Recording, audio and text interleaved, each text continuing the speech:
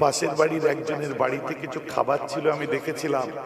আর এই দুঃসময় ওর কাছে চাইলে তো দেবে না, তাই আমি একটু লুকিয়ে নিতে গেছিলাম। আর না বলে নিলেই চুরি হয়। আমি না বলে নিতে যে যখনই একটা জিনিসে হাত দিয়ে আমার আল্লাহর ভয়তে হাত কাঁপতে আরম্ভ করে দেয়। আল্লাহর ভয় আমার হাত কাঁপে, আমি চুরি করছি না তো, আমি না বলে দিচ্ছি, হাত থেকে পড়ে যায়। আবার একটা খাদ্যে হাত দিই, আল্লাহর ভয় আমার হাত কাঁপে, আমি পড়ে যাই, আমার হাত থেকে পড়ে যায়। আবার একটা বস্তু দিই, আল্লাহর ভয়ে হাত কাঁপতে থাকে, আমার হাত থেকে পড়ে যায়। ওমর ফারুক জড়িয়ে ধরলেন, কাল সকাল সকাল আসবেন, বিচার হবে।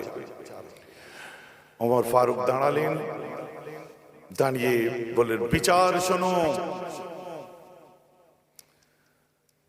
একটি মানুষ চুরি করেছে, আর চুরির শাস্তি হচ্ছে হাত কেটে নাও। যে চোর, হাত যার কাটবে, এই চোরের দায়ে যে ধরা পড়েছে সেটা ওই মানুষ নয়, আমি ওমর ফারুক, আমার দুটো হাত কেটে নাও। বলুন না সুবহানাল্লাহ। আপনার কেন? বলছে আমার রাজত্বে, আমার সালতানাতের মধ্যে, আমার কনস্টিটিউয়েন্সির মধ্যে, আমার এলাকা মহল্লার মধ্যে আমার রাসূলের সাহাবা, আমার প্রতিবেশী না খেতে পেয়ে চুরি করেছে। আমি রাজা আর প্রজা খেতে পাইনি, না খেতে পেয়ে চুরি করেছে। দোষটা ওর নয়, আমি ওর ঘরে খাবার পৌঁছাইনি, দোষটা হচ্ছে আমার। অবিলম্বে আমার হাত কেটে নাও। বলুন না সুবহানাল্লাহ। ওমর ফারুকের কথা হুজুর আপনি ভুলে যাচ্ছেন, ভুলে গেলেন হুজুর। হুজুর ওকে আপনি মাফ করে দিন, আর আল্লাহর আযাব থেকে যদি বাঁচতে চান ওর রেশন ফ্রি করে দেন, সারা জীবনের মতো ওর বাড়িতে রাজকীয় খানা পাঠান। আপনার মহল্লার মানুষ না খেতে পেয়ে মরছিল, ও আল্লাহর নামাজের বাহানায় দুটো খাবারই তো খেয়েছে। আর আল্লাহর আযাব থেকে যদি বাঁচতে চান ওই মানুষটাকে ইমিডিয়েট আপনার রাজদরবারে চাকরি দিয়ে দেন, যাতে ওর সংসারটা ভালো হয়ে চলে। সবাই মাথা লাগছে। আপনারা কি বলেন আয়াতের বিচার? সবাই বলছে ঠিক ঠিক ঠিক বলেছে, ঠিক বলেছে, বলতে যে রুকে যাচ্ছে রাজা বাদশা। ওই ফর্সা করে মানুষটা যে খাজুর খাচ্ছিল, ওকে বলছে আপনি কি বলেন? হাসছে, যে বলছে ছেলেটার রক্তটা ভালো। সুবহানাল্লাহ বলে। তো ওকে যথারীতি বাড়িতে খাবার পাঠানো হচ্ছে, আর একে রাজদরবারে চাকরি দিয়ে দিল। দিয়ে বলছে ওই মানুষটা সব ঠিক বলেছে, ওর বিচার হয়ে ওকে আগে শুলে চড়াতে হবে। কালকে আপনার বিচার হবে, আগামীকাল আসুন। বিচারের দিন চলে আসলো, সবাই চলে আসলো, ও দাঁড়িয়ে আছে, বলে কাঠ গড়াই আসুন। দাঁড়িয়ে খাজুর খাচ্ছে, খাজুর খাওয়া বন্ধ করুন। চলো বন্ধ করে দিলাম।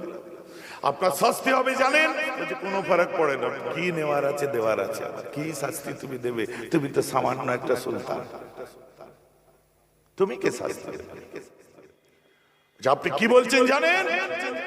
যে তুমি সুলতানের সুলতান, গোটা দুনিয়ার সুলতানকে ছাড়া আমি কাউকে ভয় করি না।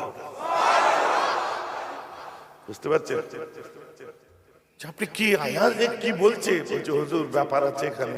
বলে কি? আমি গত রাত্রে একটা স্বপ্ন দেখেছি। কি স্বপ্ন দেখেছো? বলছি ইনি সেই লোক না তো? কি কি কি কে লোক?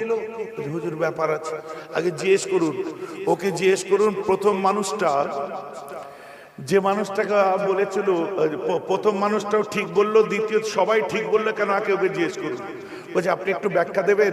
তখন হালকা হয়ে গেছে। যে প্রথম যে বলছে, দ্বিতীয় সবাই বললো কে গলা কেটে দিচ্ছে, বলছে ঠিক আছে। কেউ বলছে ওকে কুকুরের সামনে ফেলে দাও, ঠিক আছে। কেন বললেন? বলছে ডাকুন তাদেরকে। এই কে গলা কাটার কথা বলে ছেলে সামনে আসো। সামনে এসেছে, বলছে সামনে এসো। তুমি কি বলেছিলে? ওর কি শাস্তি দেওয়া দরকার? সুলতান মাহমুদ গজনবী বলছে, বলছে ওর গলা কেটে পিস পিস করে দেওয়া দরকার, আমি বলেছিলাম। বলছে হ্যাঁ এই কথা বলেছিল। বলছে এই সুলতান, ওর রাজা নয়, বাদশাহ হুজুর নয়, এই সুলতান, ওকে জিজ্ঞাসা করুন তো কি করে। তুমি কি করো? বলছে আমার কসাইখানা আছে, আমি ডেলি কাটি আর পিস পিস করি। বুঝে দেখলেন তো, ও যা করে ওর মাথায় সবসময় সেটাই ঘুরে। ওকে ডাকেন, এই তুমি কেন কুকুরের সামনে ফেলতে বললে, তুমি কি করো? বলছে হুজুর আমি আর আমার আব্বা আপনার শিকারী কুকুরগুলো পাহারা দিয়ে ট্রেনিং দিই। বলছে ওই দেখুন, ওর মাথায় কুকুরের সামনে ফেলার কথা ভেবেছে। বেশি বলবো না, লাস্টেরটা শুধু। দেশ থেকে তাড়িয়ে দিয়ে গ্রাম থেকে গ্রাম ছাড়া করে দাও, দেশত্যাগী করো, সব জায়গা জমি কেড়ে নিয়ে। হুজুর ওকে জিজ্ঞেস করুন কি করে। যে হুজুর আমি পাশের ওয়াদির দায়িত্ব আপনি আমাকে দিয়েছিলেন, আপনি যখন আমপানের মাল আমাকে দেন, মাফ করবেন, আপনি যখন দানের মাল আমাকে দেন আমি গরিবদের বন্টন করি। আপনি যখন রেশন আমাকে দেন গরিবদের বন্টন করি। আপনি যখন জায়গা জমি আমাকে পাট্টা করতে দেন আমি গরিবদের পাট্টা করে সব দিয়ে দিই। বলছে হুজুর ও মিথ্যে কথা বলছে, ও আপনার নামের বদনাম করছে। কারণ আপনি দিচ্ছেন আমফানের মাল আর ওই নেতা কি করছে আত্মসাৎ, মানে আপনার বদনাম করছে। আপনি দেখবেন কেউ রেগে যাবেন না। আগে নেতাগুলো রেগে যাচ্ছিল, এখন বুঝে গেছে যে এর উপর রেগে লাভ নেই। কারণ আমার তো কোনো গ্রাউন্ড নেই, রাজনীতি করি না আমি, হক কথা আগেও বলতাম আজও বলছি। কথা বুঝতে পারছেন? বলছে হুজুর ও হচ্ছে দুষ্ট নেতা, দুর্নীতিগ্রস্ত নেতা। আপনি দিতেন আরো ঝেড়ে খেত হুজুর। আরো কত মানুষ, একজন এখানে হাজির আছে দেখবেন, হাত তুলো, কেউ ওর কাছ থেকে দুর্নীতির শিকার হয়েছে, হাত তুলে। তুমি কোথায় থাকো? বলছে হুজুর আমি এখান থেকে বহু কোষ দূরে একটা ওয়াদিতে থাকি। তোমার গ্রাম কোথায়? বলছে এখানে। জায়গা ছিল? বলছে হ্যাঁ। কি হলো? বলছে ওই আমার সব জায়গা ঝেড়ে নিয়ে তাড়িয়ে দিয়েছি। দেখুন, যে ঝেড়ে নিয়ে তাড়িয়ে দেয় ওর মাথায় সেটাই খেলেছে। বলছে ঝেড়ে নিয়ে তাড়িয়ে দাও। ঠিক একই রকম দেখুন, দেশের মুখ্যমন্ত্রী ম্যাডাম মাননীয় মমতা বন্দ্যোপাধ্যায়, আমারও মুখ্যমন্ত্রী, তিনি দিচ্ছেন, আপনি দুর্নীতি করছেন। তিনি আমপান দেবে, আপনি দুর্নীতি করবেন। তিনি স্বাস্থ্যসাথী দেবে, আপনি দুর্নীতি করবেন। তিনি সবুজ সাথী দেবে, আপনি দুর্নীতি করবেন। তিনি আপনার গরিবকে দেবে, আপনি ঝেড়ে খাবেন। আপনার জন্য বদনাম হচ্ছে উপরের লিডারদের, নেতাদের। আপনার জন্য সরকারের বদনাম। আপনার মতো নেতার নেতৃত্ব দেওয়া উচিত নয়, কারণ আপনি নিজের পার্টির আদর্শ ভুলে গিয়ে আমপান কেলেঙ্কারি করেছেন। আপনি আদর্শ ভুলে গিয়ে মানুষের সঙ্গে ঠিক মতো চলেননি। অতএব এই যে কথাটা আমি বলছি, অভিষেক বন্দ্যোপাধ্যায়ের কথার সঙ্গে মিলাবেন, এই একই কথা। দিদির কথার সঙ্গে মিলাবেন, দেখবেন একই কথা। কারণ আমি কোনো লিডারের হয়ে বলতে পারবো না, কিন্তু তাদের যে কথাগুলো ভালো লেগেছে আমি বলছি শুনুন। নেতৃত্ব যারা দিতে এসেছেন সমাজের বুকে, জাতি ধর্ম নির্বিশেষে, সঠিক নেতৃত্ব যদি দেন, আপনারও নামে কেউ গালাগাল করবে না, ফুল দেবে। সুলতান মাহমুদ গজনবীর কথা আমি এই জন্য তুলেছি যে আজ ওমর ফারুকের লিডারশিপ, ওমর ফারুকের নেতৃত্ব সারা পৃথিবীর বুকে যত দেশ আছে দেখুন, মানুষের উন্নয়নের জন্য, মানুষের জন্য আজও পর্যন্ত ইতিহাস হয়ে রয়ে গেছে। কারণ পৃথিবীর বুকে কোনো মানুষ যেন চোখের পানি না ফেলে। আমি ওমর আমার সংকল্প, জোরে বলুন সুবহানাল্লাহ। খারাপ ভাববেন না আমার কথা, আমি বুঝাবার জন্য দুনিয়ার এসব কথা এসে গেল। তো আজও আমার বক্তব্য শুনে যদি কেউ মনে করেন মেহরাব ভাইজান বোধহয় এই জন্যে বললো, তার মানে আপনি কষাই তাই পিস পিস করা আপনার মাথায় এসেছে। আপনি যা করবেন আমার বক্তব্য আপনার মাথায় ঠিক সেইভাবেই ঢুকবে। অতএব সব ছেড়ে দিন। কারণ যে ছেলেটি সিপিএম মুসলমান সে আমার ভাই, যে ছেলেটি কংগ্রেস মুসলমান আমার ভাই, যে ছেলেটি টিএমসি মুসলমান আমার ভাই, যে ছেলেটি আইএসএফ মুসলমান আমার ভাই, যে ছেলেটি যত দল করুক আমার পাড়ার জাতি ধর্ম নির্বিশেষে আমার ভাই। অতএব আমাদেরকে মাথায় রাখতে হবে যে আমরা আজ বদর বাজারের মধ্যে বসেছি, এটা কোনো সাম্প্রদায়িক সুশুরির জন্য নয় যে আমার এখানে বসে ধর্মীয় সভা করতেই হবে তবে মুসলমানের আধিপত্য থাকবে, এমন কোন চিন্তা ভাবনা করে নয়। বরং এখানে যেমন মর্যাদা পুরুষোত্তম শ্রীরামকে শ্রদ্ধা জানিয়ে সারা পৃথিবীর মানুষ শ্রদ্ধা করে, ইসলাম শিক্ষা দিয়েছে তাকে শ্রদ্ধা করো। যেমন নাকি জিসাসকে সারা পৃথিবী শিক্ষা দিয়েছে, ইসলামও বলছে শ্রদ্ধা করো।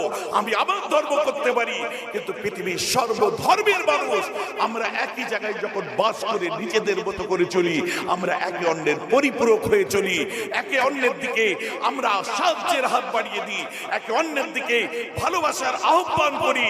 আজ আমরা বাংলার বুকে দেখতে পাই অনেক ক্ষেত্রে যে কিছু কালো মেঘ দেখা দিয়েছে, কারণ বাংলার মুসলমানদের ধর্ম শিখাতে জামিয়া সালাফিয়ার লোক আসছে উত্তরপ্রদেশ থেকে, আর আমার বাংলার হিন্দুদের ধর্ম শিখাতে উত্তরপ্রদেশ থেকে আপনার মর্যাদা পুরুষোত্তম শ্রীরামের ধ্বনিকে কাজে লাগিয়ে কিছু সুশুরি দিতে আসছে। কথাটা আমার বুঝতে পারছেন? আজ আমাদের বুঝতে হবে এ বাংলা আমার, এ বাংলা আপনার। একটা ক্লাস যেখানে আমরা উঠা বসা করি, যেখানে কোনো ধর্ম কাজ করে না, যেখানে কোনো সাম্প্রদায়িক সুশুরি কাজ করে না, কখনো আলাদা করে দেখিনি। অভিজিৎ আলাদা, মেহরাব আলাদা, বন্ধু ছিলাম, আজও আছি, আজও সম্পর্ক তার সঙ্গে আমার। কখনো আলাদা করে দেখিনি কোন জাতির কোন মানুষ কি করছে সেটা আমরা নিয়ে ইস্যু করিনি। বাংলার মুসলমানদের ধর্ম শিখতে গেলে ডাক্তার জাকির নায়েক লাগে, আল্লামা রুহুল আমিন যথেষ্ট ছিলেন না? বাংলার মুসলমানদের ধর্ম শিখতে গেলে আহমদ দিদার লাগে, আল্লামা আপনার কি বলে বজরুর রহমান দরগাপুরি যথেষ্ট ছিলেন না? বাংলার মুসলমানদের ধর্ম শিখতে গেলে আপনার শেখ ওসাইমেন লাগে। কেন 5 হুজুর দাদা হুজুর যথেষ্ট ছিলেন না? আমার বাপ চাচা যথেষ্ট ছিলেন না? তেমনি বাংলার হিন্দুদেরকে ধর্ম শিক্ষার জন্য যোগী আদিত্যনাথের বাঁদরের প্রয়োজন নেই। বাংলার হিন্দুদের জন্য মর্যাদা পুরুষোত্তম রামের হনুমানই যথেষ্ট। অতএব আমরা সুশ্রী নেব না, আমাদের বাংলার হিন্দুদের জন্য ঠাকুর পরমহংস দেব যথেষ্ট। এই বাংলায় আপনার রাজবল্লভী মন্দির আছে, এই বাংলায় বাবা তারকনাথের মন্দির আছে, এই বাংলায় লোকনাথ মন্দির আছে, এই বাংলায় দক্ষিণেশ্বর আছে, এই বাংলায় কালীঘাট আছে, এই বাংলায় বক্রেশ্বর তারাপীঠ আছে। এই বাংলার মানুষের জন্য বাংলার বিবেকানন্দদের মতো মানুষরা যেটা শিখিয়ে গেছে ওটাই যথেষ্ট। আপনাদের কাছে আমরা বাঙালিরা শিখতে চাই না। আর বাংলার মুসলমানদের জন্য বাংলার উলামা সমাজ যথেষ্ট। লাদেন পণ্ডিতের কাছে আমরা ধর্ম শিখতে চাই না। কথাটা আবার বুঝতে পারছেন নাকি? আজ বদর বাজারে মনে আছে আমার ভাইয়েরা ছিলেন, বক্তব্য শেষ হওয়ার পরে হিন্দু সম্প্রদায়ের মানুষ বেঁচে আছেন কিনা আমি জানি না, বয়স হয়ে গেছিল, আমাকে জড়িয়ে ধরেছিলেন প্রথমবারে যেদিন যখন আমি আসি বড় ভাইয়ের বাড়িটার সামনে এসে, জাঙ্গির টাঙ্গির ওরা সব ছিল। কথাটা আমার বুঝতে পারছেন না? ঐতিহ্যের বাংলা এটা আপনার উত্তরপ্রদেশ না, এ বাংলা একে অন্যের পরিপূরক। আমরা এ বাংলা বাঙালিদের বাংলা, মোদের গর্ব, মোদের আশা, আমারই বাংলা ভাষা। বাংলা ভাষাকে আমরা নিজের করেছি। তোমাদের কাছে সার্টিফিকেট দেখাতে চাই না, আমরা তোমাদের কাছে দলিল দিতে চাই না। যে সমস্ত বিদগ্ধ মুসলিম মনীষীদের বিস্ময়কর অবদান বাংলা ভাষা সাহিত্য সমৃদ্ধ লাভ করেছিল, যে বাংলা ভাষাকে মাতৃ এবং রাষ্ট্রীয় ভাষার আওতায় আনার ক্ষেত্রে ভাষা আন্দোলনের পটভূমিত বিপ্লবী অভিভাবকের গুরু দায়িত্ব পালন করেছিলেন। তার মধ্যে মুসলিমগণের সন্তান কলকাতা ইউনিভার্সিটির প্রথম সংস্কৃতিতে এমএ করেছিলেন, নাম হলো ডক্টর মোহাম্মদ শহীদুল্লাহ। বলছে পীর আবু বকরের দোয়া নিয়ে ভাষা আন্দোলনে নেবে বাংলা ভাষাকে মর্যাদা দিয়ে ছেড়েছি, বলুন সুবহানাল্লাহ। ইতিহাসগতভাবে আমরা বাঙালি মুসলিম, আমরা বাঙালি হিন্দু। বাঙালি হিন্দু মুসলিমদের কাছে অবাঙালিরা এসে ধর্ম শিখাবে প্রয়োজন নেই, আমরা ঐতিহ্যের বাংলায় বাস করি।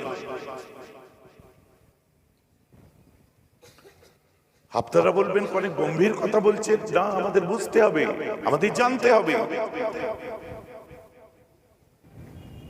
আজ প্রয়োজন পড়েছে আবার নতুন করে শোনাবার, এতদিন প্রয়োজন ছিল না। আজ বাংলার ন্যাশনাল টিভিতে বসে সেই সমস্ত ধর্মের ধ্বজাধারী ঠিকাদার গুলো কর্ণাটকের মুসকানকে নিয়ে যারা প্রশ্ন তুলছে, তারা নিজেরা নিজেদের ঐতিহ্য ভুলে যাচ্ছে। যে আমাদের ভারতবর্ষের বুকে মুসকানকে আলাদা চোখে দেখা হয় না, আর প্রতিমাকে আলাদা চোখে দেখা হয় না। আমাদের ভারতবর্ষের বুকে মুসকানকে আলাদা চোখে দেখা হয় না, নীলিমাকে আলাদা চোখে দেখা হয় না, এটা ভুলে যাচ্ছে। আমাদের যখন জ্বর আসে, অসুস্থ হয়ে পড়ি, আমরা ডাক্তারের কাছে যাই।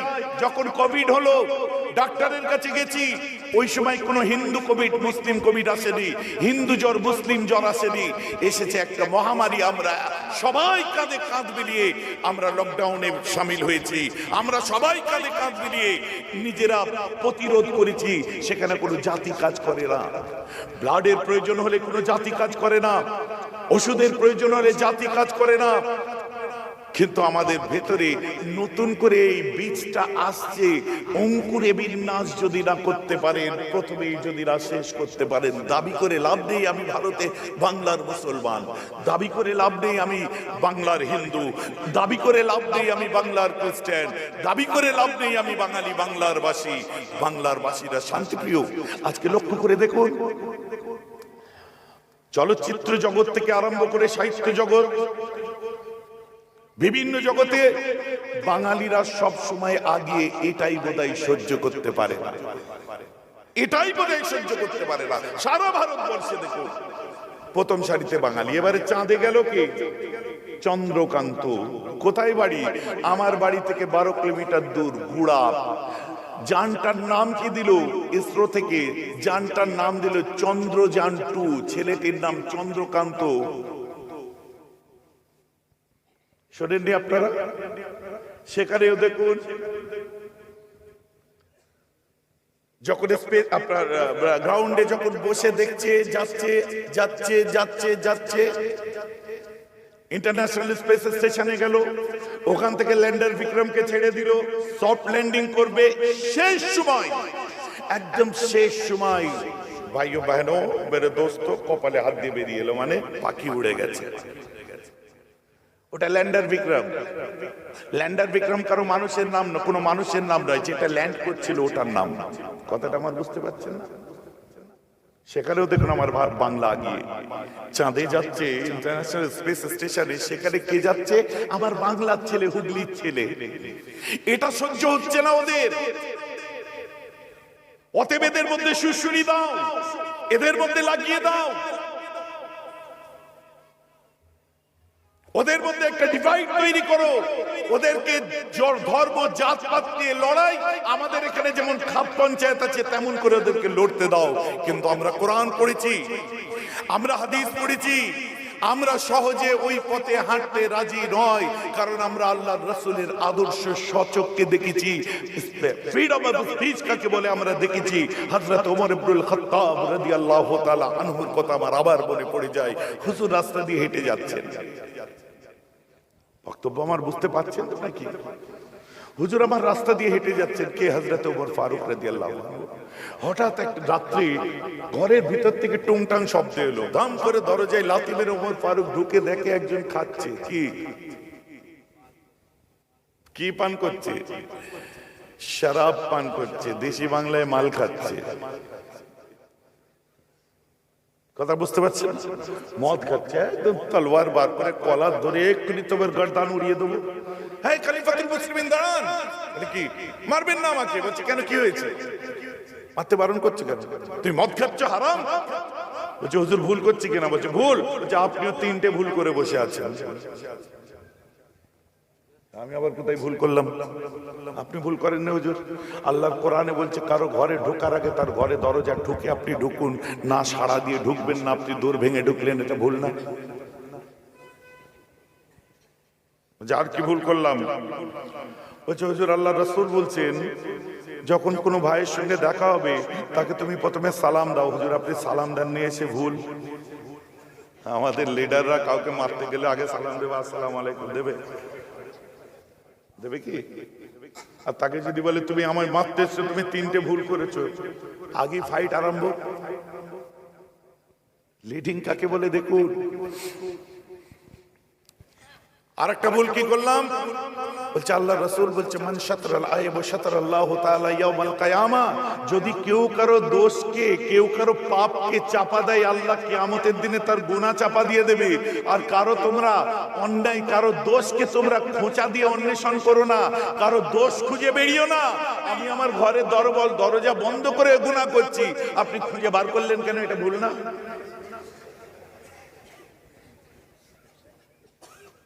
কথাটা আমার বুঝতে পারছেন তো আপনারা? কার পিছনে দোষ নেই গো, আপনাদেরও মনে রাখা দরকার। ওর মেয়েটা না একটু বাঁয়েটান আছে, বুঝলি? তোমার মেয়েটারও তো আছে। ওর ছেলেটা না ভালো না, তোমার ছেলেও তো গন্ডগোল করে। তো তুমি লোকের ছেলে নিয়ে টানাটানি করছো কেন? তোমারটা দেখো না, বরং তুমি বলবে ওই ওই বয়সে একটু সবাই বাচ্চা কাচ্চা ভুল হয়ে থাকে, আমাদেরও হয়েছে, আল্লাহ হেদায়েত দিয়ে দেবে। বলুন আল্লাহুম্মা আমিন। বলা উচিত কি উচিত না? আমরা খুঁচিয়ে খুঁচিয়ে লোকের দোষ বার করছি। আর গসিপ, চায়ের দোকানে এসে, মাচাই এসে, এখানে এসে পাড়ায় কি হয়েছে জানিস, করে কি করে না, করে কি হয়েছে জানিস, এটাই হয়েছে, এটাই হয়েছে, বাপ রে বাপ। আল্লাহ রাসূল বলছে যদি কারো দোষকে তুমি চাপা দাও, পাপকে যদি তুমি চাপা দাও, কাল কিয়ামতের ময়দানে আল্লাহ তোমার গুনাহকে চাপা দিয়ে দেবে। বলুন না সুবহানাল্লাহ। ওমর ফারুক ছিলেন, তিনি লিডার। দরজাটা ধাপ করে বন্ধ করে বাইরে চলে গেছে, দরজা বন্ধ করে বাইরে চলে গেছে। চলে যে বাড়ি যে অনুশোচিত মন নিয়ে ভাবছে আমি 3টে ভুল করে ফেললাম, আমার 3টে ভুল হয়ে গেল, কি আশ্চর্য। পরের দিন জুমা ছিল, সেই ছেলে এসে পায়ে জড়িয়ে ধরে বলছে হুজুর আমায় তওবা করে দেন, আমার আপনার কোনো দোষ নেই হুজুর, আমি সেন্স অফ হিউমার যদি কাজে না লাগাতাম, উপস্থিত বুদ্ধি না কাজে লাগাতাম, আপনি আমায় কেটে ফেলতেন হুজুর। আমি ওই হুজুর আমারই দোষ, আপনি তওবা করেন, আমি জীবনে আর মদ খাবো না। বলুন না সুবহানাল্লাহ। সংবেদনশীলতা,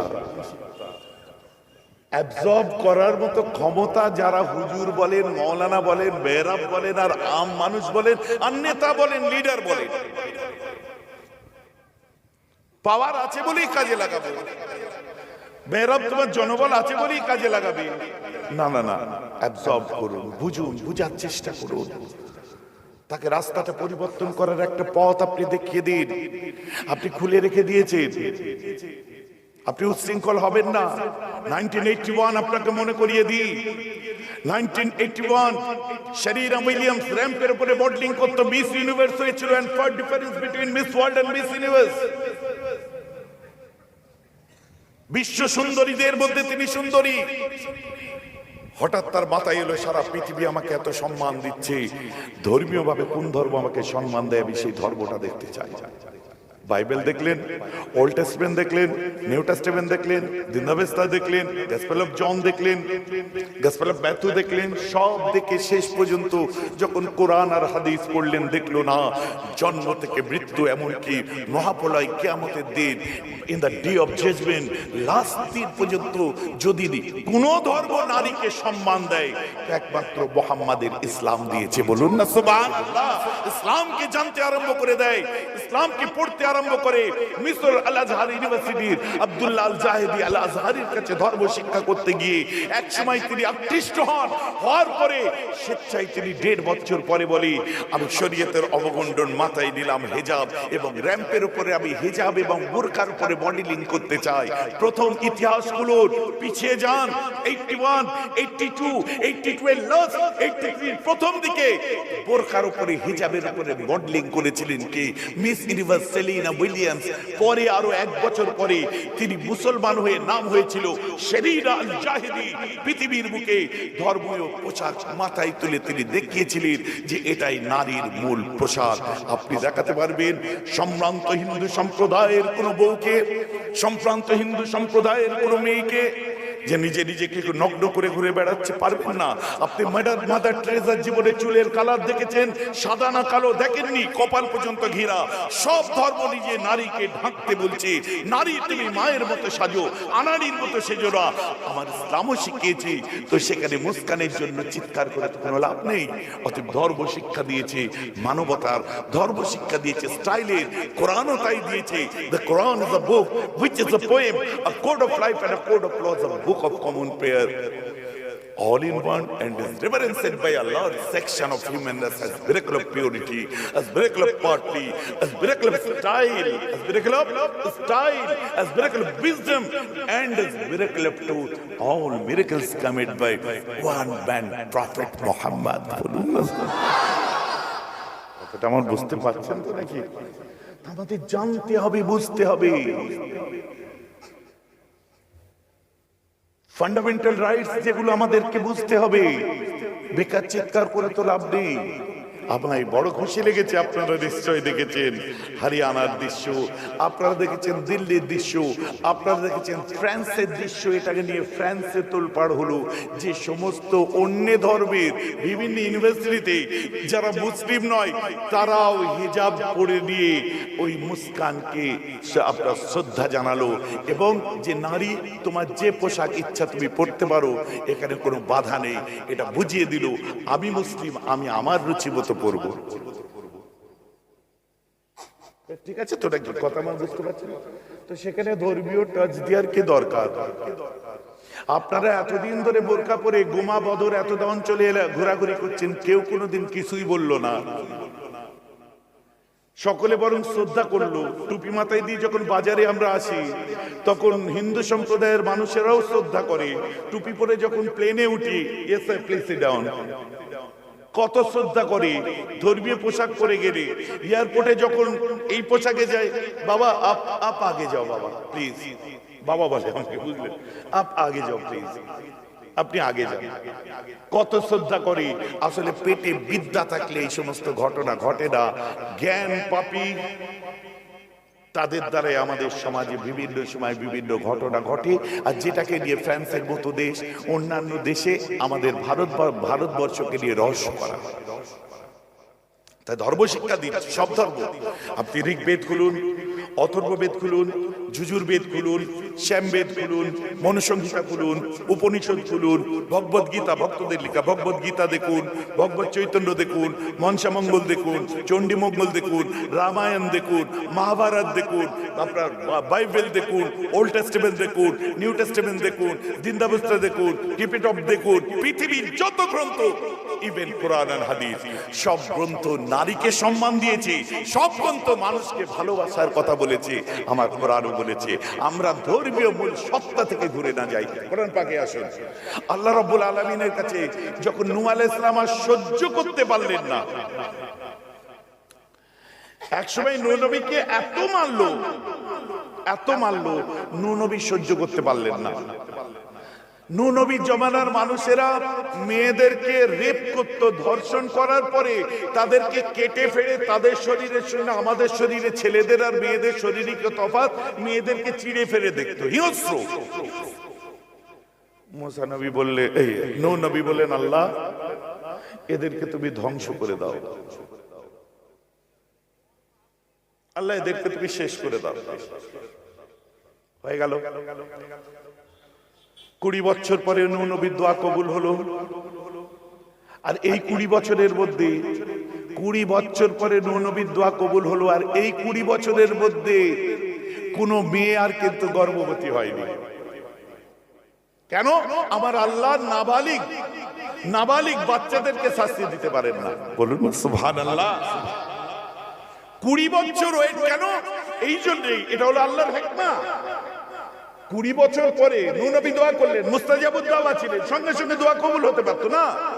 কারণ আল্লাহ দেখছেন যে আমি সঙ্গে সঙ্গে দোয়া কবুল করলে, আমি এখনই যদি শাস্তি ধ্বংস করে দিত, বাচ্চাগুলো মরে যাবে।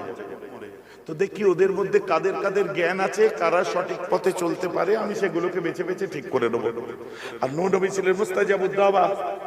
নূহ নবী একটা কিস্তি তৈরি করলেন, যে কিস্তিটার বুকটা ছিল পাখির মতো। আজও পর্যন্ত জাহাজ দেখতে পাবেন সমুদ্রে, জাহাজের বুকটা পাখির মতো, ঠিক আছে? আচ্ছা, কিস্তিতে দেখবেন চতুর্দিকে একটা কাঠ ছিল, ওই কাঠে লেখা ছিল আইন, চতুর্দিকে আইন লেখা ছিল। আজও পর্যন্ত বিভিন্ন সময় আপনারা মুরব্বীরা লক্ষ্য করেছেন, বিভিন্ন বড় বড় নৌকা সাইডে আইন লেখা থাকতো আগে।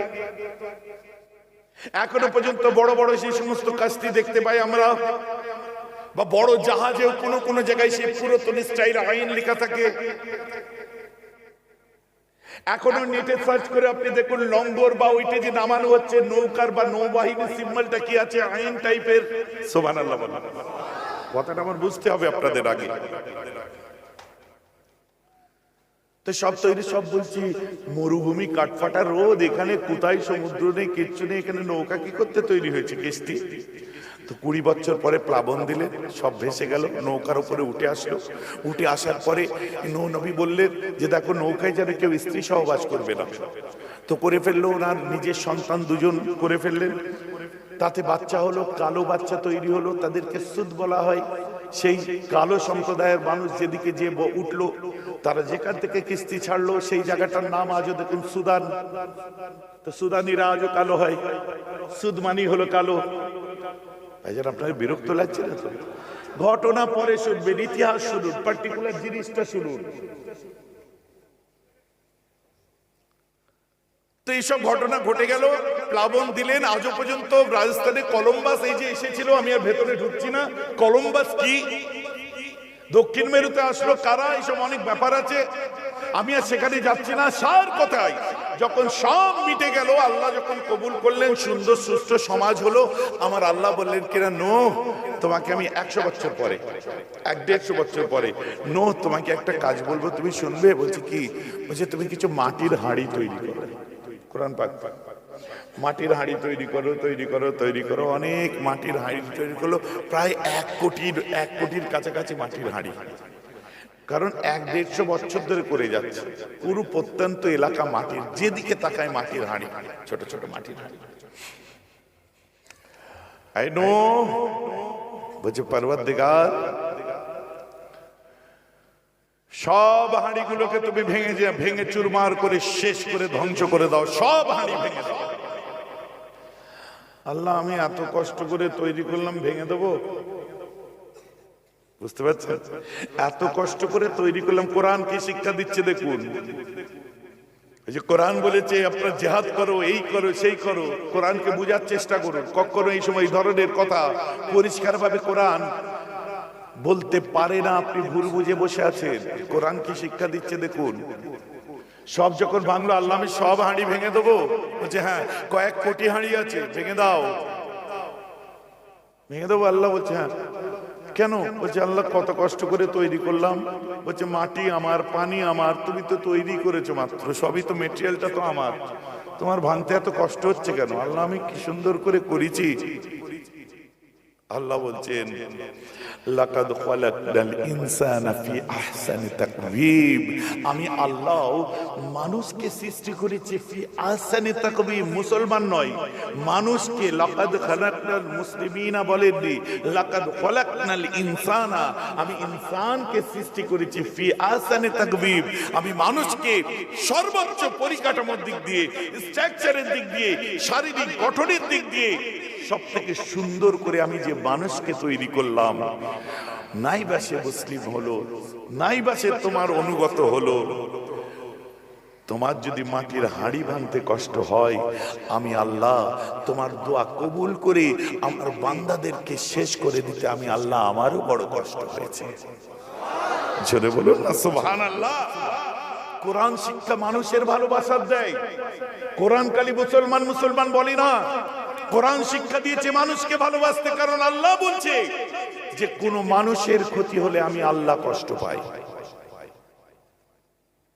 কথাটা আমার বুঝতে পারছেন কি পাচ্ছেন? কিন্তু আজ আমরা নিজেদের সত্তাকে ভুলে গেছি, নিজেদের বৈশিষ্ট্য ভুলে গেছি। কোন জগতে বাস করছি আমাদের মনে নাই। আমার রাসূল যখন হেরা গুহার মধ্যে, হেরা গুহা পর্যন্ত গাড়ি হেরার মধ্যে বসে আছেন, হঠাৎ করে এসে বলছে পড়ো। জানি না, শুনি না, তুমি বললি পড়ো, বললি পড়বো। কে পড়তে বলেছিল? বলেন না আপনারা? জিবরাইল আলাইহিস সালাম পড়তে বলে, পড়ো। আমি তোমায় চিনি না, পড়তে পারবো না। বুকে চাপ দিলেন, লাগছে বলো, এরকম চেপো না আমাকে জোরে। আমার নবীজি বলছেন খুব লাগছে, চাপ দিও না, এখন পড়ো, পড়তে পারবো না। আবার বুকে জোর করে, কষ্ট লাগছে আমাকে, আল্লাহর নামে পড়ুন। আমার রাসূল বলছে ভেতরে আমার ভূমিকম্প আরম্ভ হলো, কে একটা যেন আমার ভিতরে আসলো, একটা ঝালাপালা আরম্ভ হয়ে গেল, শরীরের মধ্যে কম্পন সৃষ্টি হলো। আমি কোথার থেকে পড়তে আরম্ভ করে দিলাম বুঝতে পারলাম না। আমার রাসূলকে আল্লাহর নামে পড়তে বললেন, পড়া আরম্ভ করলেন, এমন পড়লেন কিয়ামত পর্যন্ত আমার নবীর মতো বড় আলেম আর দ্বিতীয় কোনো মায়ের পেট থেকে জন্ম নিতে পারে না।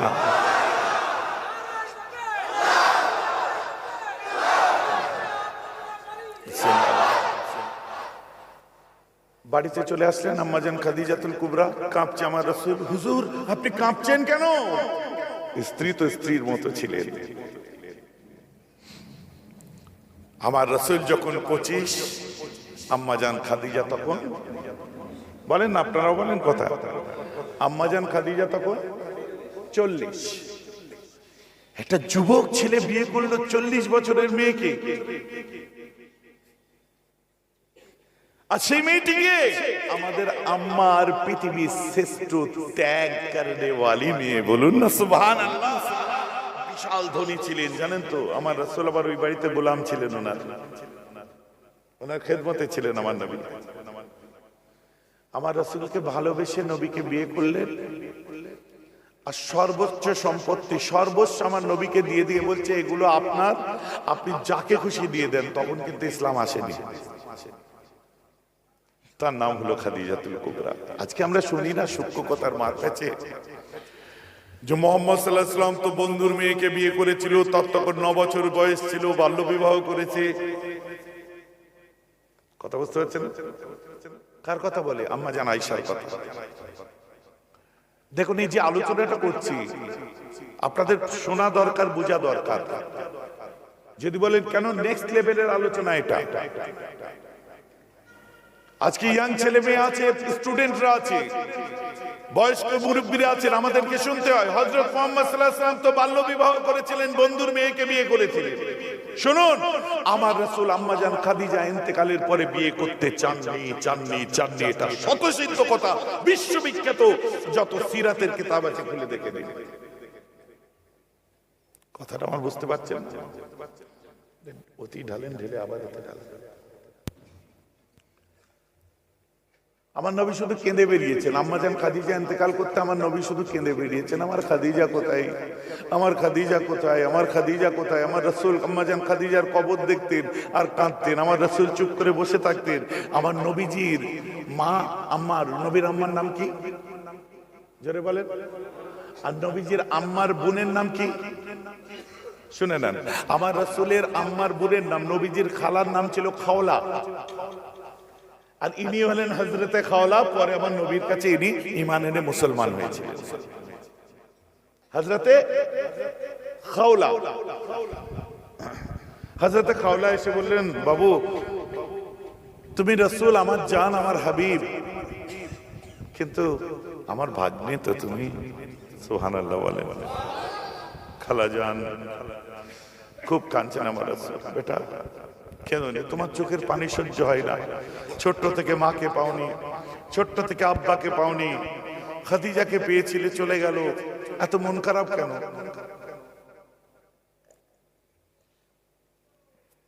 বলছে খালাজান আমি খাদিজাকে ভুলতে পারছি না। সুবহানাল্লাহ বলেন। বউ মল্লি বিয়ে করতে হবে অত সোজা নয়। বউ গেছে এবার বিয়ে করলি, না না, বউকে ভালোবাসা কাজ সুন্নাত। জোরে বলেন, মহব্বতের সাথে বলেন, ঠিক মতো ভালোবাসেন তো?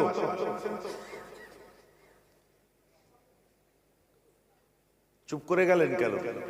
লজ্জার কিছু নেই, ইনশাআল্লাহ আলহামদুলিল্লাহ বলেন, সবাই বলেন আলহামদুলিল্লাহ। আল্লাহ রাসূল শোনেন, আম্মা এই আসল প্রসঙ্গ তো বলে দিই। গাড়ি হেরা থেকে বেরিয়ে আমার রাসূল কাঁপতে কাঁপতে আম্মাজান খাদিজার কাছে আসলেন। আমি আসছি, আম্মাজান আয়েশায় আসবো। আসার পরে ঘরে ঢুকলেন, জাম্মিলুনি খাদিজা জাম্মিলুনি ফাজাম্মিলুহু, চাপা দাও আমাকে, আমি কাঁপছি, আবার চাপা দিল, আমি কাঁপছি, আবার চাপা দিল, আমি কাঁপছি, আবার চাপা দিল। 3 কে বলছে 7 পর্দা কম্বল চাপা দেওয়ার পরে আমার রাসূল বলছে, খাদিজা তোমার গোদ, তোমার কোলেতে আমি একটু মাথা রাখতে পারবো? বলছে হুজুর আমি তো আপনার সম্পত্তি। বেশক হুজুর, আমার জয় নসিব। কি হয়েছে আপনার? বলছে দেখো আমি হেরা গুহায় ছিলাম তো, আসার পরে একজন আসলো, এসে বলছে পড়ো, আবার বললো পড়ো, আবার বললো পড়ো। আমি জানি না, শুনি না, পড়িনি। 3 বারে বললো আল্লাহর নামে, বলছে 3 বারে আল্লাহর নামে পড়তে বললো, তাই তো? মহান স্রষ্টার নামে। তুমি কি করে জানলে? বলছে হুজুর আপনার রাসূল, আর তারপরে বলেছে আপনি তার রাসূল, তাই তো? বলছে হ্যাঁ, তুমি কি করে জানলে? বলছে আমি এটা ঈসাই আলেম যখন আমাদের সামনে ইনজিল তাওরাত জবুর শোনাতো, তখন শুনেছি আখিরি জমানার নবীর ক্ষেত্রে এমন হবে। তো হুজুর আপনি নবুয়ত প্রাপ্ত হয়েছে, বলেন সুবহানাল্লাহ। খাদিজা তুমি জানতে? বলছে হ্যাঁ। আপনারা এখন বলবেন হুজুর খাদিজা আগে থেকে কি করে জানতো? আলেম ওলামা আমায় প্রশ্ন করে দিতে পারেন, কেন ভুলে যাচ্ছেন? আল্লাহর রাসূল যখন আকাবার সুড়ঙ্গের মধ্যে লুকিয়ে লুকিয়ে ধর্মের কথা বলতেন, ওই সময় মদিনা থেকে কাবায় এসেছিল 6 জন ব্যক্তি। আল্লাহ রাসূলের কথা শোনার পর মুসলমান হয় ওই 6 জন। এরপরে তারা আবার মদিনায় ফিরে যেতে ওদের ইহুদি আলেম তাকে জিজ্ঞাসা করলো, হুজুর আখেরি জমানায় আরেকটা নবী আসবে? বলছে হ্যাঁ আসবে। তাকে কি করে চিনবো? বলছে তাকে রূহের ব্যাপারে প্রশ্ন করবে, ঠিক উত্তর দেবে। জুলকারনাইনের ব্যাপারে প্রশ্ন করবে, ঠিক উত্তর দেবে। মায়ের পেটে ছেলে ফর্সা কখন, সাদা পরিষ্কার কখন হয়, কালো কখন হয়, ঠিক উত্তর দেবে। তো 12 জন ব্যক্তি, 13 জন ব্যক্তি আবার আসলো মক্কায়, এসে আল্লাহ রাসূলকে প্রশ্ন করতে সব ঠিক ঠিক উত্তর দিয়েছে। এই 13 জন মুসলমান হয়ে যায়। বলুন না সুবহানাল্লাহ। তাহলে কি বোঝা গেল? আল্লাহর রাসূলের আগে ঈসা আলাইহিস সালামের উম্মত আলেমরাও কিন্তু আসমানি কিতাব কটা? 4টে তো, তাওরাত, ইনজিল, জবুর, কোরআন শরীফ। ঠিক আছে? তো কোরআন শরীফ আসার আগে তো তাওরাতের শিক্ষা হয়েছে, আর তাওরাত, ইনজিল, জবুর মুকাম্মাল তো কোরআনের মধ্যে আছে। কোরআন হতে সব ওর মধ্যে ঢুকে গেছে। এই কোরআনে যা আছে তাওরাত, ইনজিল, জবুরেও তাই আছে। সুবহানাল্লাহ। তো হ্যাঁ ঠিকই তো ইনি রাসূল। তাহলে থেকে বোঝা যাচ্ছে আম্মা জান খাদিজা ঠিক বলেছেন যে তাওরাতের আলেমরা মুখে শুনেছেন।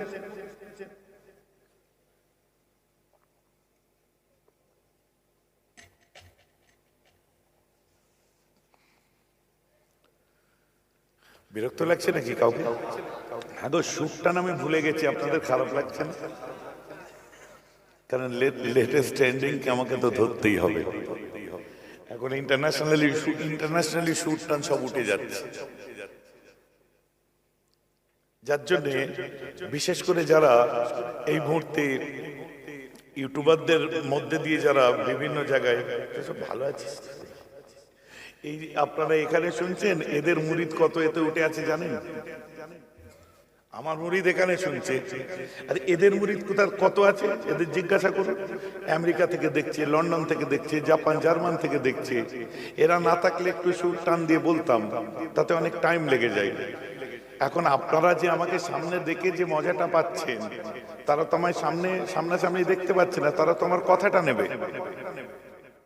যার জন্য এখন যে সিস্টেমটা চলছে, আমাকেও একটু ওই মানে কি বলবো, স্প্যানিশ গেম ছেড়ে দিয়ে এখন ব্রাজিলিয়ান সাম্বা গেম খেলতে হচ্ছে। আর কি করবো, কারণ ব্রাজিলিয়ানদের গেম আলাদা, স্প্যানিশদের গেম আলাদা, ল্যাটিন গেম আলাদা, ফুটবলেরই ছক আলাদা আলাদা। তো এক এক সময় এক এক ছক করতে হচ্ছে। বিরক্ত লাগে তো আপনাদেরকে? বোঝার চেষ্টা করুন যেটা বলছিলাম। আর এই যে জলসা করতে হবে, এই যে 2-3টে করে জলসা করব, এই করব, সেই করব, এসব জিনিস আমি বাদ দিয়ে দিয়েছি। খুব জরুরি হলে ট্রেনিং সেন্টার থাকবে, যেটা এখানে হয়েছে আপনারা জানেন তো নাকি? হ্যাঁ, সেখানে শুনে আপনারা উপকৃত হয়েছিলেন তো?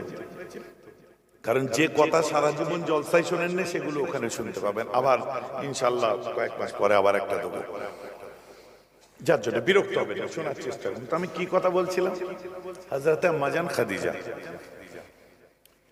আম্মা জান খাদিজা সঙ্গে সঙ্গে আল্লাহ রাসূলের হাতে হাত দিলেন, দিয়ে মুসলমান হয়ে গেলেন। তো ইসলামে প্রথম মুসলমান নারী, তার নাম কি? প্রথম মুসলমান যিনি, মা খাদিজা। ঠিক আছে। দ্বিতীয় নম্বরে মুসলমান কে হয়েছিলেন? এখানে দুটো মত এসে যায়। ঠিক আছে, কেউ বলে হযরতে আলী, আর কেউ বলে আমার রাসূলের যে খাদেম ছিলেন, পোষ্যপুত্র যায়েদ বিন হারেসা। ঠিক আছে, তো আসুন, অধিকাংশ মত হচ্ছে হযরতে আলী। সুবহানাল্লাহ বলেন। তো অধিকাংশ মত হযরতে আলী আল্লাহ রাসূলের হাতে হাত দিয়ে মুসলমান হলেন। কেন? এটা বোঝার আছে। আমার রাসূল ছোটবেলায় যেমন আলীর আব্বার কাছে বড় হয়েছিলেন, আবু তালিবের কাছে, তো হযরত আলীর যখন 8 বছর বয়স, তখন থেকে আমার নবীর কাছে আবার মানুষ হচ্ছে।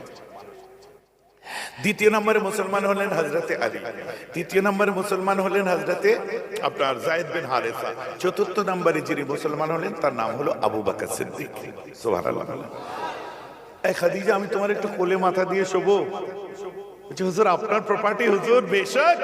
আমার রাসূল আম্মা জান খাদিজার কোল মোবারকে চোখ রেখে, মাথা রেখে, চোখটা বন্ধ করে কিছুক্ষণ শুয়ে মাথাটা তুলে স্ত্রীকে দেখছে আর বলছে, খাদিজা তোমার চেহারা দেখলে আমি রাসূল প্রশান্তি লাভ করি। সবাই বলেন, বউয়ের কোলে মাথা দিয়ে শোয়া কা সুন্নাত। লজ্জা লাগছে বলতে? বউয়ের কোলে মাথা দিয়ে শোয়া কাজ সুন্নাত। জোরে বলুন। শোবেন আপনারাও, বেশক শোবেন, তবে শর্ত হচ্ছে বউটা নিজের হতে হবে, লোকের বউয়ের নয়।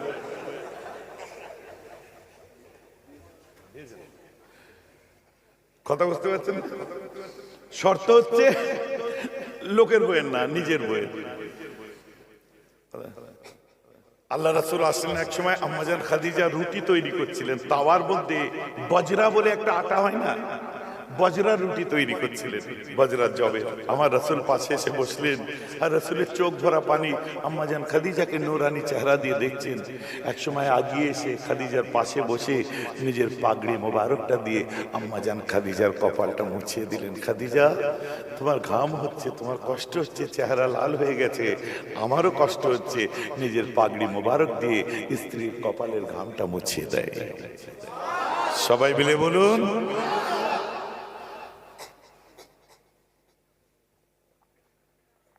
আমরা তো পাগড়ি পরি না সবসময়, পকেটে রুমালও থাকে না, আর রুমাল দিয়ে মুছবেন না, কখন না কে করেছেন যে মুছে দিলে খারাপ হবে, বুঝতে হবে, কারণ এটা হাইজিনিকের একটা ব্যাপার চলে আসে। আপনি নিজের হাতের কাপড়ের আস্তিনটা দিয়ে একবার স্ত্রীর কপালের ঘামটাকে মুছিয়ে দিলে আপনার জাত যাবে, ছেলে মেয়েরা দেখবে। ছেলে মেয়েদের সামনে করবেন কেন? যখন রান্না করবে স্ত্রীর কপালের ঘামটা আপনি মুছিয়ে দিন, আর বলবেন এটা আমার নবীর সুন্নাত আদায় করলাম। আপনার স্ত্রী খুশি হবে, আপনি তার রান্নার সুনাম করুন, মাশাআল্লাহ, আল্লাহ তোমার হাতে কত সুন্দর জায়গা মজা দিয়েছে, স্বাদ দিয়েছে। আপনার স্ত্রী খুশি হবে, সঙ্গে সঙ্গে আপনার আপনার উপর আল্লাহ 10টা রহমত সওয়াব নাজিল করবেন। আর ছোট ছোট 10টা জিনার গুনাহ আপনার গুনাহ আল্লাহ মাফ করে দেবেন। জেনা তো জেনা, ছোট জেনা কি আছে? কখনো চোখে জেনা হয়ে গেছে, দেখলেন, আরেকবার দেখে ফেললেন, আস্তাগফিরুল্লাহ। এত সুন্দর আল্লাহর কুদরত, চোখ ফিরাতে পারছে, হয়ে যায়, ঠিক আছে। স্কুল কলেজে পড়েন, কোন সময় একদম আশিকি লোক দিয়ে দিলেন, কথা বুঝতে পারছেন না, হয়ে গেছে। অনেক এই ধরনের আপনি দেখে নেবেন, অনেক ছোট ছোট জেনার গুনাহ আছে। স্ত্রীর মুখে একটু হাসি ফুটিয়ে স্ত্রী খুশি হলে আপনার উপর 10টা রহমত নাজিল হবে। আল্লাহ আপনার 10টা গুনাহ জিনাকে, আপনার জেনার গুনাহকে মাফ করে দেবে, বলুন সুবহানাল্লাহ। শর্ত হচ্ছে বউটা, বলবেন হুজুর বলেছেন বউয়ের মুখের দিকে দেখলে জেনার গুনাহ, লোকের বউকে দেখি ও আরো উল্টো দিকে হয়ে যাবে। না না না, কথাটা আপনার খারাপ লাগছে নাকি শুনতে? বুঝতে হবে। আমার রাসূলের মন খুব খারাপ, বুঝছে? তুমি আমার ভাগনা রাসূলের, তুমি একটা বিয়ে করে নাও। বলছি খালাজান, আমি খাদিজাকে ভুলতে পারছি না, আমি যেদিকে তাকাই আমি যেন খাদিজার স্মৃতি দেখতে পাচ্ছি। শোনো, একটা বিয়ে আছে, তুমি তাকে খুব ভালোবাসো, প্রেমিকা হিসাবে নয়, অ্যাজ আ ব্রিলিয়ান্ট, পৃথিবীর শ্রেষ্ঠ ব্রিলিয়ান্ট নারী ইসলামিক দৃষ্টিভঙ্গিতে আম্মাজান খাদিজা, আম্মাজান আয়েশা, বলেন না সুবহানাল্লাহ। আম্মাজান আয়েশা, কারণ হযরতে আবু বকর সিদ্দিক রাদিয়াল্লাহু আনহু বাড়ি থেকে আল্লাহ রাসূলের কাছে যে ওহী আসতো, তিনি শুনে যে বাড়িতে একবার বললে সঙ্গে সঙ্গে আম্মাজান আয়েশা সঙ্গে সঙ্গে সেটা মুখস্থ করে দিতেন, আবার বলতেন, আবার মুখস্থ করতেন। নবীজি যখন বন্ধুর কাছে যেতেন আম্মাজান আয়েশাদের বাড়িতে, আবু বকর সিদ্দিক, বুঝলেন, যাওয়ার সাথে সাথে আয়েশা নতুন কি শুনেছো, সঙ্গে সঙ্গে রাসূলকে শোনাতে আরম্ভ করে দিতেন। হঠাৎ খালা বলছে একটা মেয়ে দেখেছি তোমার জন্য। না না না, আমি বিয়ে করবো না। কেন? বলছে আমি যতদিন মুহাম্মদ চোখের পানি ফেলবো ততদিন কবরে আমার খাদিজা শান্তি পাবে। সুবহানাল্লাহ। অনেকের স্ত্রী কবরে চলে যায়, মরে যাওয়ার পরে সঙ্গে সঙ্গে তার জন্য বিয়ে শাদী করে নেওয়ার দরকার নেই। আপনি যদিও বিয়ে করে নেন, সেই স্ত্রীর জন্য চোখের পানি একটু ফেলবেন, অলক্ষ্যে অগোচরে। কথাটা আমার বুঝতে পারছেন?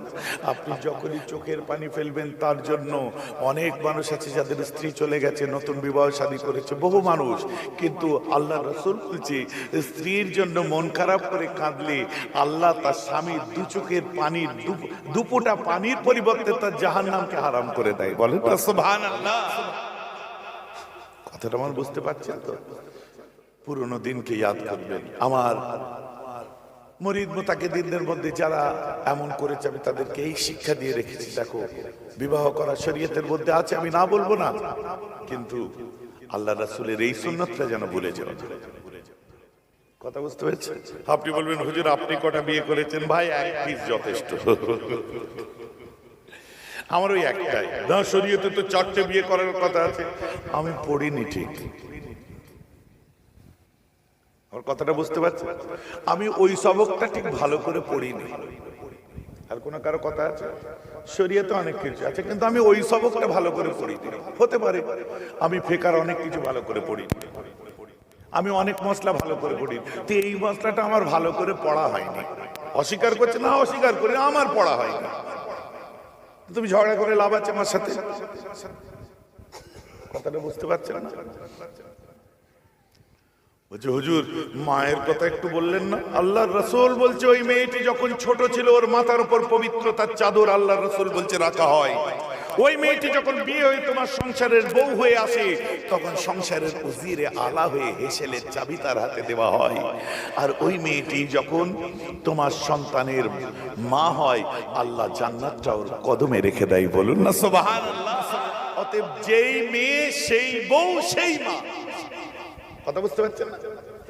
তোমার মা নয়, তোমার বাচ্চা।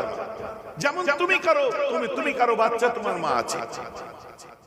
তো একটা নারীর 3টে ক্যারেক্টার। কাল যে মেয়ে ছিল, আজকে কারোর বউয়ের বদনাম করো না, কারণ তুমি একদিন কারোর বাড়ির বউ হবে। আজকে যে বউ হয়েছো, শাশুড়ির বদনাম করো না, কারণ তুমি একদিন শাশুড়ি হবে। কথাটা আমার বুঝতে পারছেন তো নাকি?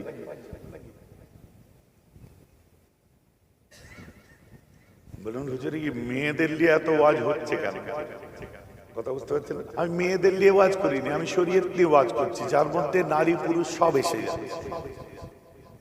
কথা বুঝতে পারছেন? সব এসে যাচ্ছে। না হুজুর একটু ব্যাপার হয়ে গেছে। কি ব্যাপার হয়েছে? না আমার স্বামী আমাকে একটু কম ভালোবাসে। কেন? হুজুর আপনি বউকে মহব্বত করা সুন্নত বলেছেন, কিন্তু অন্য জায়গায় সুন্নতটা আদায় করছে। রাগ করবেন না, এর মধ্যে অনেকে আছে অস্বীকার করতে পারবেন না। হুজুর এটা বললে অনেকে রেগে যাবে। আরে আমার মিজাজ তো আপনারা জানেন, 5-6 বছর এদিকে আসেনি, আল্লাহ শুকর, আমি তো না খেয়ে মরে যাইনি। আমার ইচ্ছা গেছে আমি এসেছি। এখানে বহু কমিটি আছে, বহু জলসাওয়ালা আছে, আল্লাহ শুকর।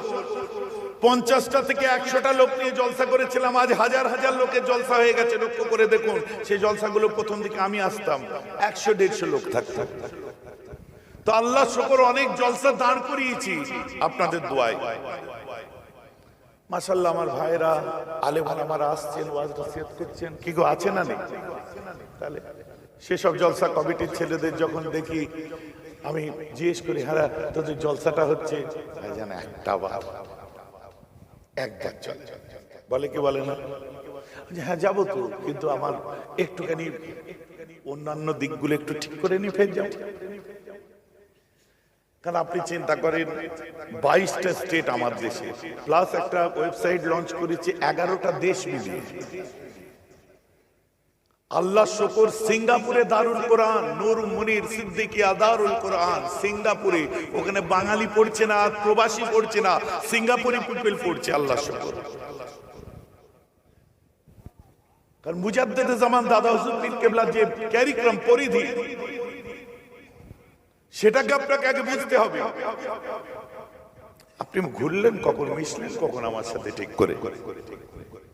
আর যখনই আমার সঙ্গে মিশেছেন, যখনই জলসায় নিয়ে এসেছেন, তখনই তো আপনারা জাজ করেছেন, বিচার করেছেন যে মেহরাব ভাইকে শেষ বেলায় দিতে হবে। কেন শেষ বেলায় দিতেন?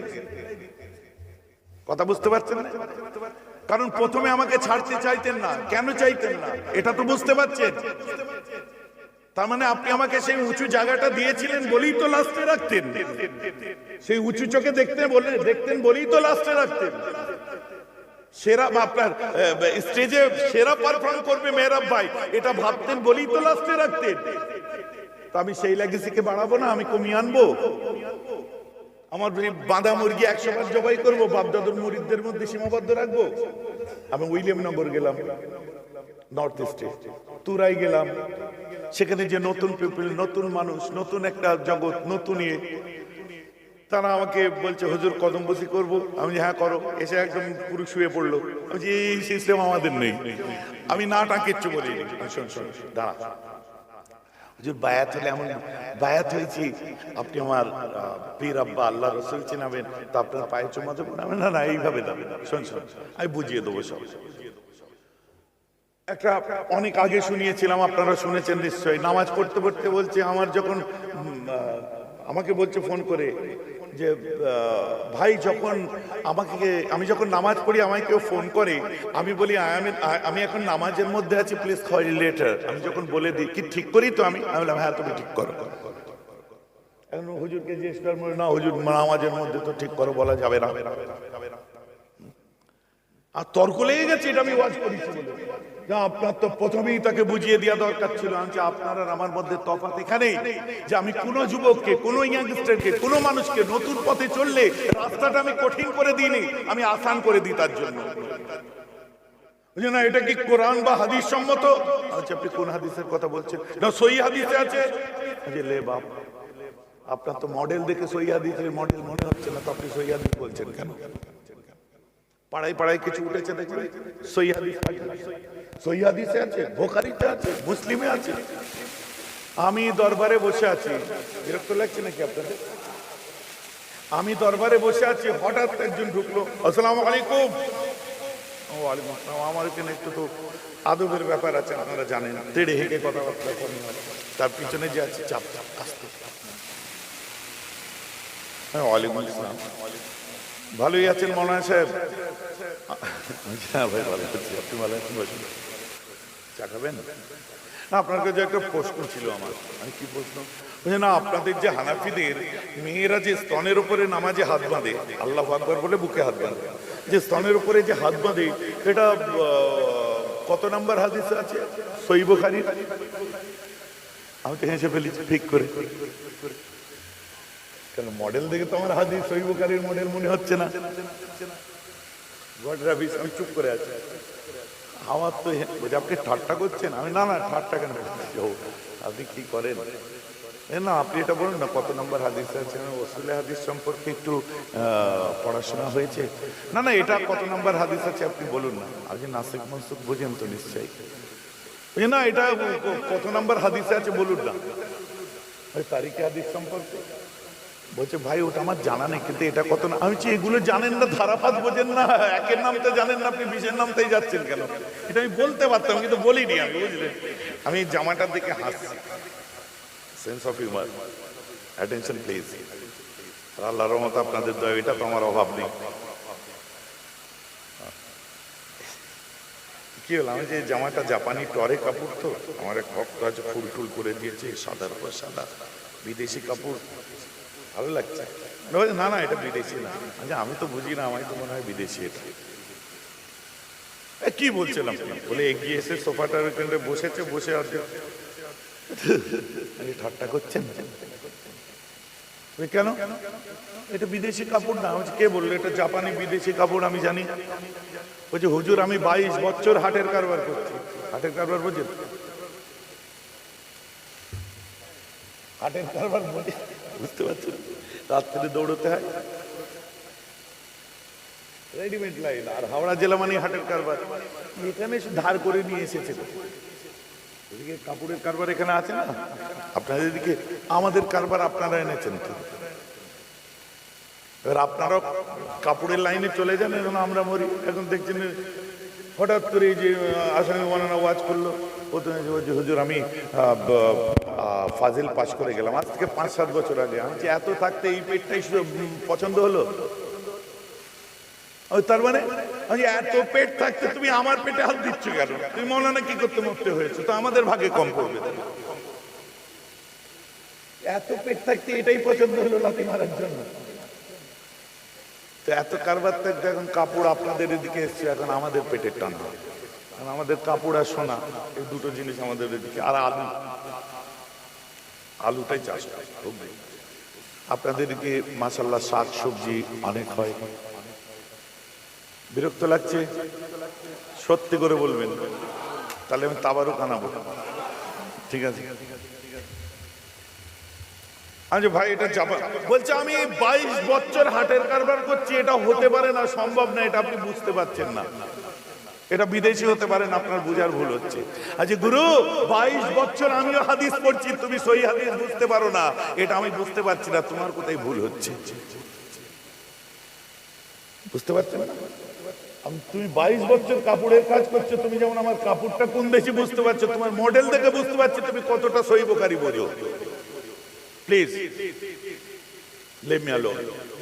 Please, you can go. তো আমাদের সমাজে এখন উঠেছে কিছু, বুখারী শরীফ ধরতে গেলে এই মৌলানাটাকে জিজ্ঞাসা করুন, আতপাল আউয়াল দোম সোম চারম পাঁচম ছসম আলেম আউয়াল আলেম দোম ফাজল আউয়াল ফাজল দোম কামিল আউয়াল কামিল দোম টাইটেল আউয়াল টাইটেল দোম। কথা বুঝতে পারছেন না? তাহলে আমরা বুখারী ধরছি কোথায়? টাইটেল আউয়াল। বুঝতে পারছেন ক বছর টাইম লাগছে বুখারী ছুঁতে? হ্যালো, এটা কত ঘাট? 14। তো আমাদের বুখারী শরীফ ছুঁতে গেলে 14 বছর টাইম লাগে। আর এই যারা আহলে হাদিস করছে, জিজ্ঞাসা করুন জামিয়া সালাফিয়ায় সর্বোচ্চ ডিগ্রি যেটা, সর্বোচ্চ পড়াশোনাটা হচ্ছে দৌরায়ে হাদিস। তো নিজেদের মাদ্রাসায় সর্বোচ্চ শিক্ষা যেটা দৌরায়ে হাদিস, বুখারী শিক্ষা, আর আমাদের বুখারী শরীফ ছুঁতে 14 বছর লাগে। ওই বুখারী শরীফ তুলে দিয়েছে দোকানদারের হাতে, ওই হাদিস তুলে দিয়েছে কারবারির হাতে, সবজিওয়ালার হাতে, কাপড়ওয়ালার হাতে, এর হাতে, ওর হাতে, যাত্রার হাতে। ওটা হাদিসে আছে? কত নম্বর হাদিসে আছে? সহিহ বুখারীর অরিজিনাল নাম কি তাই জানে না, ইমাম বুখারীর নাম কি তাই জানে না, ও নিজের নাম আরবিতে লিখতে পারবে না সহিহ বুখারী, কারণ মোবাইলে দেখছে এই বক্তা কি ভুল বলছে। আরে ও ঠিক বলছে, তুই জানলি কি করে? ও বীজগণিতটা ঠিক করেছে না ভুল করেছে? তুই তো 4 পাস, তুই বীজগণিত ঠিক ভুল বুঝবি কি করে? তো ওই বক্তা ঠিক বলছে না ভুল বলছে, তুই কি করে জানলি? আগে তার জবাব দে। ভাইজান আমার কথা বুঝতে পারছেন কি পারছেন?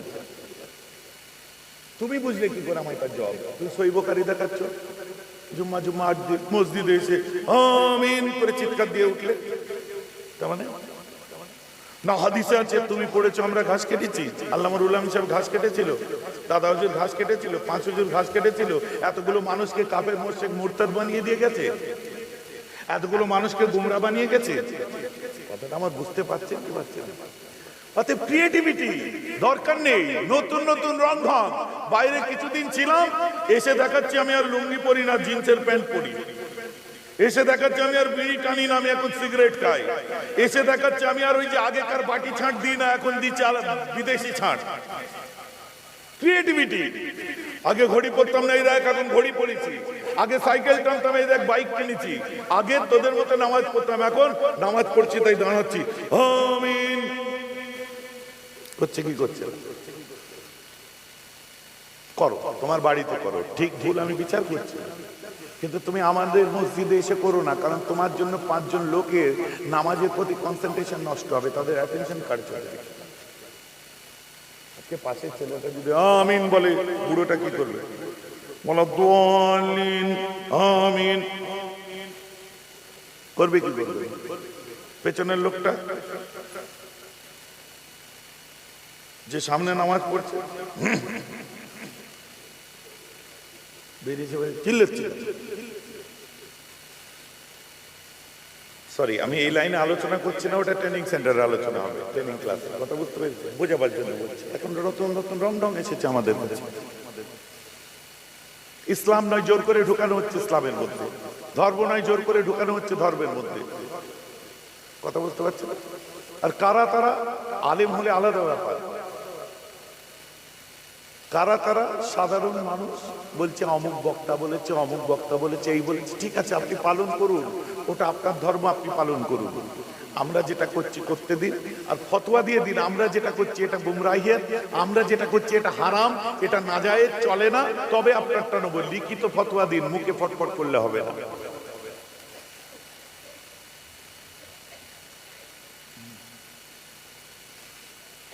আমার ভাইরা, তো যেখানে ছিলাম সেখানে এগিয়ে চলুন। কি বলছিলাম একটু মনে করিয়ে দিন। আম্মাজান আয়েশা, চলেন আম্মাজান আয়েশাতে চলে যেত। আমার রাসূল কোনো মতেই তো রাজি হচ্ছিলেন না। একদিন আল্লাহ রাসূলকে এসে বলল, হুজুর অনেক এমন ব্যাপার আছে, আম্মাজান খাওলা বলছে অনেক এমন ব্যাপার আছে যে ব্যাপারগুলো, একটা ব্রিলিয়ান্ট মেয়ে যদি আপনার বাড়িতে না থাকে, অনেক এমন ব্যাপার আছে যে জিনিসগুলো আমরা জানতেই পারবো না। অনেক বিষয় আছে, অনেক অনেক অনেক অনেক সে ব্রিলিয়ান্ট বিষয়গুলো জানতেই পারবো না। এই জন্য তো করতে হবে যে না আমি বিয়ে করতে পারবো, পছন্দ লাগছে না, আমি খাদিজাকে বলতে পারছি না, আমার এখন ওইসব মাথায় নেই, এই নেই সেই নেই। তো আজকে আমি বলি আপনাদের, আম্মাজান আয়েশা যদি না থাকতেন, চাকরদের সঙ্গে খানা খাওয়ার সুন্নত আমরা জানতে পারতাম না, কাপড় সেলাই করার সুন্নত আমরা জানতে পারতাম না, জুতো সেলাই করার সুন্নত আমরা জানতে পারতাম না, ঘর ঝাড়ু দেওয়ার সুন্নত, আমার রাসূলের সাংসারিক জীবনের সুন্নত গুলো আমরা জানতেই পারতাম না যদি আম্মাজান আয়েশা না থাকতেন। ইভেন সামনে কদিন পরে শবে বেরাত আসছে, শবে বেরাতের রাত্রে কি ফজিলত, শবে বেরাতের মাসের কি ফজিলত, এটা আম্মাজান আয়েশা না থাকলে অধিকাংশ আমরা জানতেই পারতাম না। অতএব আম্মাজান আয়েশার আল্লাহর রাসূলের সংসারে প্রয়োজন ছিল জাতির জন্য, কওমের জন্য নবীর সুন্নতটা আদায় করে সুস্থ, স্টাইলিশ এবং পরিপন্থী মুসলমান হতে আম্মাজান আয়েশার ভূমিকা আছে। বলুন না সুবহানাল্লাহ। প্রয়োজন ছিল, আমরা বলতে পারি। আজ নতুন নতুন রং ঢং দেখে আমরা ভুলে যাচ্ছি যেটা বলছিলাম, এর মধ্যেও বসে আছে। ঘরেরটা পছন্দ হয় না, ওইটা বেশি পছন্দ হয়, কারণ ওইটার ভুরুটা সুন্দর করা আছে, ওইটা একটু সুন্দর করে লিপস্টিক পরে, ওইটা কথা বলার সময় একটু চোখ টোক বেশি দুলাই, আর এই সাদা মাথা। ভ্যালেন্টাইন দিনের দিয়ে ডের দিনে আগে থাকতে বড় বড় ফুল দিয়ে দিচ্ছে, আই লাভ ইউ দিকে পাঠিয়ে দিল, I love you sweetheart, I love you জানো দিকে পাঠিয়ে দিল। আমার বউকে এসে নিজের বউকে জিজ্ঞেস করছে তুমি আমায় ভালোবাসো, বলে কেন বলো তো, না তাই জিজ্ঞেস করছে।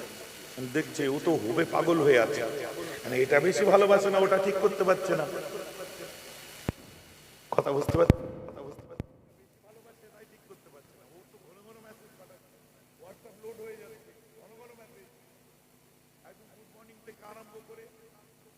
ওই কি বলে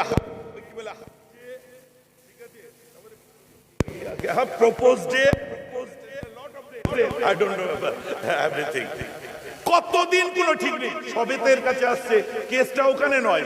দেখো প্রপোজ ডেতে তোমার কাছে একটা দামি ঘড়ি, হক ডেতে তোমার কাছে একটা মোবাইল, তুমি হিসাব করে দেখো এই ডে গুলো জুড়ে ইসগাল টু দাঁড়াচ্ছে 2,57,000। তারপরে আলাদা ডেয়ারি মিল্কের বিল, ওটা আলাদা। হ্যাঁ আমার যুবকরা, তোমরা কি বুঝতে পারছো আমার ওয়াজ? মুরব্বীরা বলবে কিরাম হচ্ছে বোঝা যাচ্ছে না। চাচা এটা সেই দিলীপ কুমারের যুগের কথা, আপনাদের জমানায় দুটো ফুল এক জায়গায় ঠেকতে পরের বছরে বাচ্চা হয়ে যাচ্ছে। কথা বুঝতে পারছেন? আর এখন ডিজাইন আলাদা এসে গেছে, কি বলবো, শালীনতার মাত্রা এখন ছাড়িয়ে গেছে। চাচা আমার সোনার চাচা, আপনার সময় এইরকম ছিল যে আপনি চোখে দেখেননি, ম্যাক্সিমাম বাপ চাচা যারা বসে আছে বিয়ের আগে চাচাকে চোখেই দেখেন, চাচিকে। কথা ঠিক না ভুল বলছি? বিয়ে করে বাড়িতে এনে সেই অলিমা হলো, মানে বউ ভাত যাকে বলে, হয়ে যাওয়ার পর রাত্রে গেল ভয়ে ভয়ে ঘুমটা তুলছে, আল্লাহ তুমি যেন লটারি ঠিক মিলিও, আল্লাহ হয়েছে কি হয়নি জিজ্ঞেস করো, বুকের মধ্যে ধুক ফুক করেছে। যখন খুলেছে মাশাআল্লাহ চাচি চাঁদের মতো দেখতে, কিন্তু চাচা মুখটা তো রং ময়লা, রোগা পাতলা, ঠিক আছে। চাচিকে দেখি আলহামদুলিল্লাহ লাভ করে উঠেছে একদম, কি আল্লাহ তুমি আমায় দারুণ মিলিয়েছো। আর চাচি যখন চাচাকে দেখেছে বেচারা,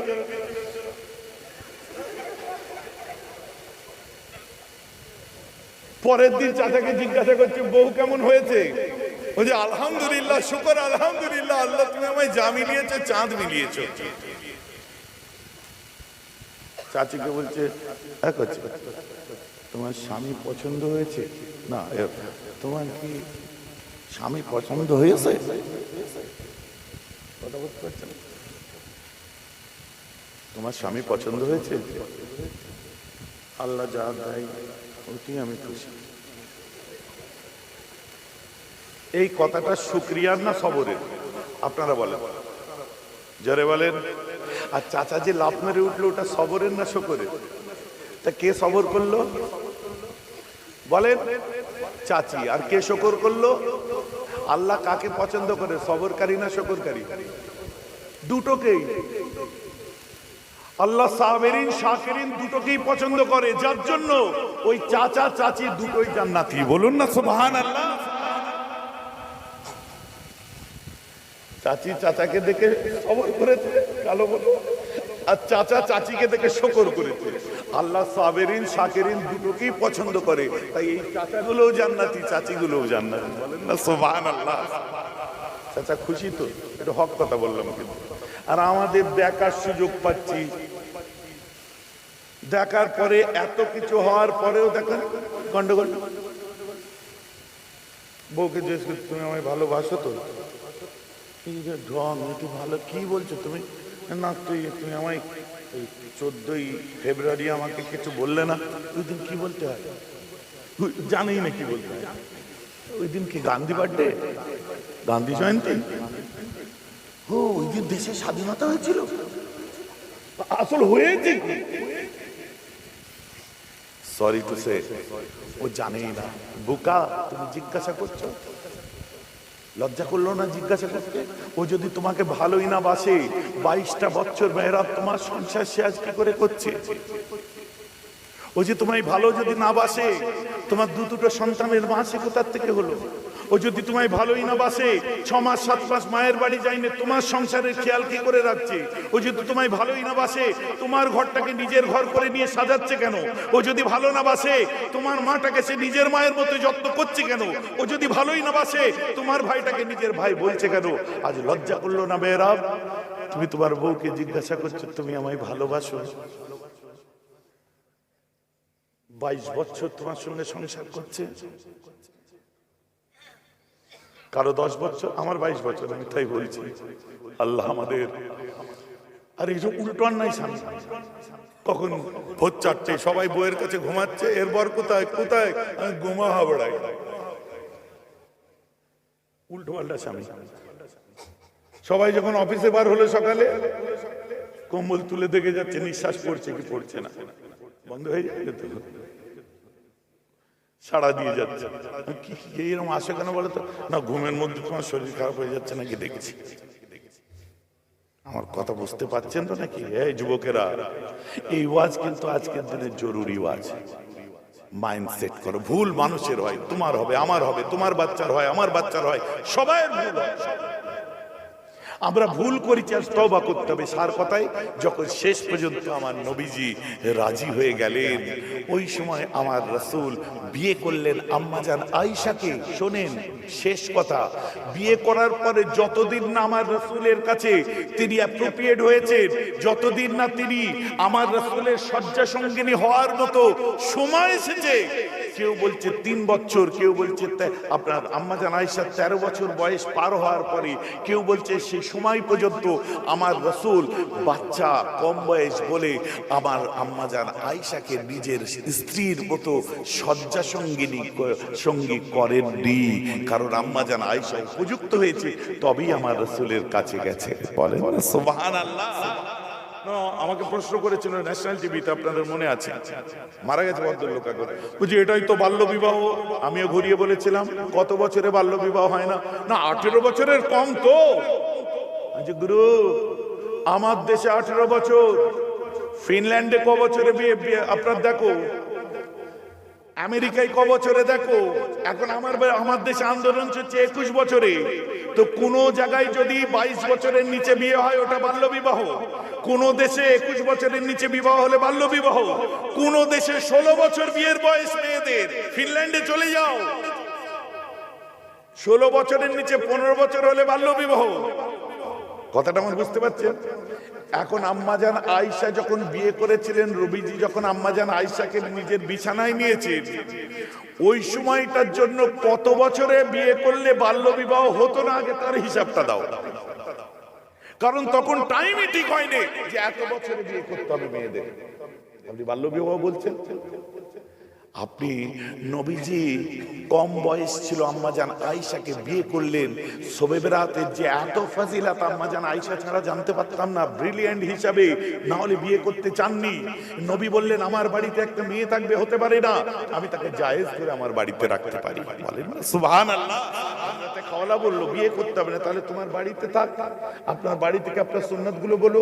বলছে এটা হতে পারে না। খালাজান আপনি যখন ইসলামের কথা বললেন, শরীয়তের কথা বললেন, যে শরীয়তটা জানতে পারবে, আমার অভ্যন্তরীণ সাংসারিক আপনার সুন্নত গুলো বাইরে বার হবে, তাহলে আমি জায়েজ করে রাখবো। বলেন সুবহানাল্লাহ। তখন আমার নবীজি বিয়ে করেছিলেন। এখন যদি কেউ বলে যে আমার রাসূল একটা কম বয়সের মেয়েকে বিয়ে করলেন, তো তারা কি চোখে অন্ধ হয়ে গেছিল? 25 বছরের রাসূল তার ডবল বয়সের মেয়েকে বিয়ে করেছিলেন, তখন বিদ্যা বিবাহ বললেন না, আর এখন বাল্য বিবাহ বলতে লজ্জা লাগছে। অতএব আমাদের মা আমাদের জান, অতএব আম্মা জান খাদিজা যেমন ছিলেন, কলিজা, বয়স বেশি কি আছে, মায়ের বয়স বেশি, সন্তান বুঝবে, তুমি বলার কি? আম্মা জান খাদিজা যেমন ছিলেন বিশ্বের শ্রেষ্ঠ, ধৈর্য ধারণকারী এবং ত্যাগকারী ছিলেন, আম্মা জান আয়েশা ছিলেন বিশ্বের শ্রেষ্ঠ ইসলামিক চিন্তা ভাবনা অনুযায়ী, এবং অল ওভার ওয়ার্ল্ডেও এটা নিয়ে রিসার্চ চলেছে, এবং বিশ্বে এখন দ্বিতীয় পাওয়া যাবে না। তিনি বিশ্বের মধ্যে একজন শ্রেষ্ঠ জ্ঞানী এবং ব্রিলিয়ান্ট ছিলেন। বলেন সুবহানাল্লাহ। সার কথাই আজকে যে আলোচনাগুলো করলাম মোটামুটি বোঝা গেছে ভাই, জ্ঞানের আলোচনা ছিল না এমনি ঘটনা ছিল? যুবকেরা বুঝতে পারছেন? পার্সোনালিটি গেইন করুন, আগিয়ে চলুন, সামনে তাকিয়ে অনেক কিছু আপনাদের করতে হবে। মেহরাব হুজুর জিন্দাবাদ করলে হবে না। মেহরাব হুজুর জিন্দাবাদ করার আগে মেহরাব হুজুর যে জিনিসগুলো বলছে, মেহরাব হুজুরও যেন তার উপর আমল করতে পারে, আর মুরিদও যেন তার উপর আমল করতে পারে। আপনারা আমার কাছে বায়াত হয়েছিলেন কম বেশি, ম্যাক্সিমাম মানুষ যারা বসে আছেন, যখন করতাম হুজুরের রেজাজতে, কম বেশি 8 বছর 10 বছর আগে আপনারা আমার কাছে বায়াত হয়েছেন প্রত্যেকটা জলসায়, মনে পড়ছে তো নাকি? মুফতি আজম মেজরা হুজুর কেবলার রেজাজতে। কিন্তু কোনদিন আমি আপনাদেরকে বলেছিলাম যে আপনারা আমার মুরিদ? আপনারা যদি মনে করেন যে সেই জায়গাটা আমি ভাইজানের কাছ থেকে, বেহরাব ভাইয়ের কাছে পাচ্ছি, আপনার তাগিদে আপনি গ্রহণ করতে পারেন, আপনার কাছ থেকে তুলে খাওয়ার মতো আমার কোনো জায়গা নেই। কথাটা আমার বুঝতে পারছেন? অতএব নেক্সট ট্রেনিং সেন্টারের যে ট্রেনিং হবে আপনাদের ডেট জানিয়ে দেবো, আপনারা আসবেন, হাজির হবেন। তো আজকে আলোচনার মূল বিষয়বস্তু আমার যেটা ছিল, আমি আর রাত করতে চাইছি না। দেখতে দেখতে কটা বাজে দেখুন তো? হ্যাঁ, কটা? ইয়ে আল্লাহ, সে আগের মতোই তো হয়ে গেল। আমি তো ডাক্তারের কথা হেভি শুনে ফেললাম। আসলে ইল্লত যায় না মূলে, আর খসলত যায় না ধুলে, একটা কথা আছে। আমার সেই খসলত, বুঝলেন? এই বলতে বলতে এগিয়ে আসা। কেন বলেন তো? বহু এমন চেহারা দেখতে পাচ্ছি এর মধ্যে আছেন, সব আশপাশে বসে আছেন, তাদের যেন সে পুরনো একটা আক্ষেপ, অভিমান, রাগ একটা ভেতরে ভেতরে পুষে রেখেছিলেন। কোথায় ছিলেন আপনি? আমি বুঝতে পারছি, যেন তাদের ফিডব্যাকটাও আমি বুঝছি। আমি হারিয়ে যাইনি, আমি আছি। এবারে জলসার মজলিসে নয়, ট্রেনিং সেন্টারে থাকবো। জলসায় আসলে বিজনেসটা আমার সুন্দর হবে, ইনকামটা ভালো হবে, কিন্তু ওখানে গেলে আমার কাজটা ভালো হবে এবং টু দা পয়েন্ট আপনাদের সুবিধা। ভাইজান আমার কথা বুঝতে পারছেন তো নাকি? বোঝা যাচ্ছে তো নাকি? অতএব সেদিনে যে আলোচনা হয়েছে আলেমোলামারাও ছিল, তাদেরকেও খুব, তারা বলছে আমরা জীবনে শুনিনি। কারণ সত্যি একটা ডক্টর আর পুরনো যুগের ওষুধ তো এখন আর লেখে না, এখন নতুন কত কি আছে, ততএব এখন কত কি, মানে যত কিছু আবিষ্কার হচ্ছে তত মাসলা মাসাইল সামনে আসছে, সেগুলো জানতে হবে না। ইসলাম কি সে পিছিয়ে পড়া সেই যুগের নাকি? ইসলাম কি মডার্ন নয় নাকি? আমাদের সেগুলো আলোচনা করতে হবে। যাক, আমার জন্য আপনারা সবাই দোয়া করবেন, আমি আপনাদের জন্য দোয়া করি। আল্লাহ আপনাদেরকে আমার পর করেননি, আমার মুফতি আজমের ঘরের ছেলে আপনারা, আপনারা আমার মুফতি আজমের হাতে বায়াত, তার ছেলে, আত্মীয় স্বজন, নাতিপুতারা আছেন সব, আপনারা ভালো থাকবেন, সুস্থ থাকবেন, শরীরের দিকে লক্ষ্য রাখবেন, জাতি ধর্ম নির্বিশেষে আপনারা প্রত্যেকে একে অন্যের পরিপূরক হয়ে থাকবেন, সকলে নিজের খেয়াল রাখবেন। মা বোনেরা আপনারা অনেক হাসি মুখে ভালো শান্তির সাথে থাকবেন, আপনাদের জন্য আমি দোয়া চাই। লাইভটা বন্ধ করে দেবো।